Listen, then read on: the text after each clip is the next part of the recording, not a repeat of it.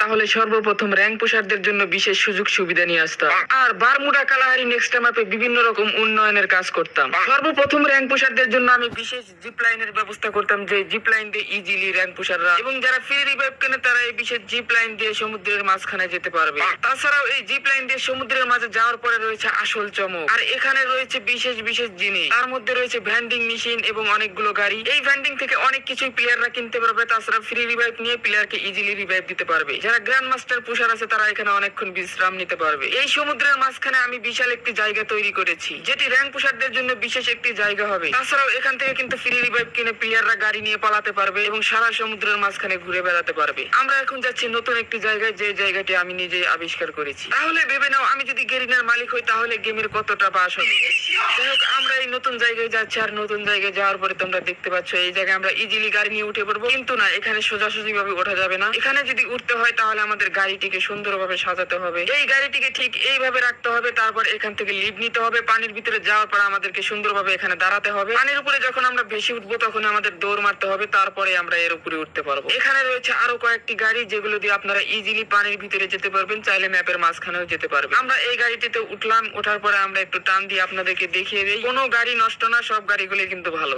এই জায়গাটা এখন আপনাদেরকে ঘুরে দেখাতে চাই। এই জায়গাটা আসলে র্যাঙ্ক পুশারদের জন্য কেমন ভাবে তৈরি করা হয়েছে আপনারা দেখতে থাকুন। এখানে কিন্তু একেবারে অসাধারণ জায়গাগুলো আমরা দেখতে পাচ্ছি। সর্বপ্রথম আমরা সিঁড়ি দিয়ে এই ছাদটার উপরে যাব, গিয়ে দেখবো যে আসলে এখান থেকে কেমন ভিউ নেওয়া যায়। আপনারা দেখতে পাচ্ছেন সমুদ্রের মাঝখানে এরকম একটি জায়গা যদি হয় তাহলে কেমন লাগবে, কেমন অদ্ভুত দেখা যায়। এখানে প্লেয়াররা ল্যান্ডিং করবে এবং লুট নিয়ে কিন্তু এখানেই ফাইট শুরু করে দেবে। তবে যারা র্যাঙ্ক পুশার আছে এবং যারা রিভাইভ কিং আছে তাদের জন্য কিন্তু এই জায়গাটা একেবারেই বেশ। ভ্যান্ডিং মেশিন থেকে ফ্রি রিভাইভ কিনবে এবং গাড়ি নিয়ে ভাগবে। যাই হোক, আপনারা কিন্তু এখানে এক ছাদ থেকে আরেক ছাদে কিন্তু লাফিয়ে ইজিলি যেতে পারবে। তাছাড়াও এখানে আরো অসংখ্য গাড়ি রয়েছে, যেগুলো আপনারা চালিয়ে চালিয়ে অনেক ভাবে বাঁচতে পারবে। চলুন এবার আমরা নিচে গিয়ে দেখবো যে এখানে আরো কি কি রয়েছে। এখানে কিন্তু একটা না দুইটা না, অনেকগুলো কিন্তু জায়গা রয়েছে। তো আমি যদি গেরিনার মালিক হতাম তাহলে কিন্তু এর থেকে বেশি বেশি আরো অনেক কিছুই কিন্তু আপনাদের মাঝে নিয়ে আসতাম। গ্র্যান্ড মাস্টার পুশার আছে তাদের জন্য কিন্তু আরো বিশেষ বিশেষ সুযোগ সুবিধার ব্যবস্থা করতাম। আর আপনারা দেখছেন গেরিনার মালিক পার্ট 2, কারণ এর আগেও গেরিনার মালিকের একটা ভিডিও দেওয়া হয়েছিল। তবে এটা হচ্ছে আমাদের দ্বিতীয়। তবে আজকে আমরা প্লেয়ারদের জন্য কি কি সুযোগ সুবিধা নিয়ে এসেছি তাই আপনাদের দেখাচ্ছি। এখানে গাড়ি রয়েছে, আমরা চাইলে এই গাড়িগুলো চালিয়ে কিন্তু ইজিলি ওই পারে যেতে পারবো। এখানে অসংখ্য গাড়ি রয়েছে, আপনারা তো দেখলেনই কি কি এখানে নিয়ে আসা হয়েছে। আপনাদের যদি এইসব ভালো লাগে তাহলে অবশ্যই একটা ফলো করে দেবেন আর লাইক করতে ভুলবেন না। আমি র্যাঙ্ক পুশারদের জন্য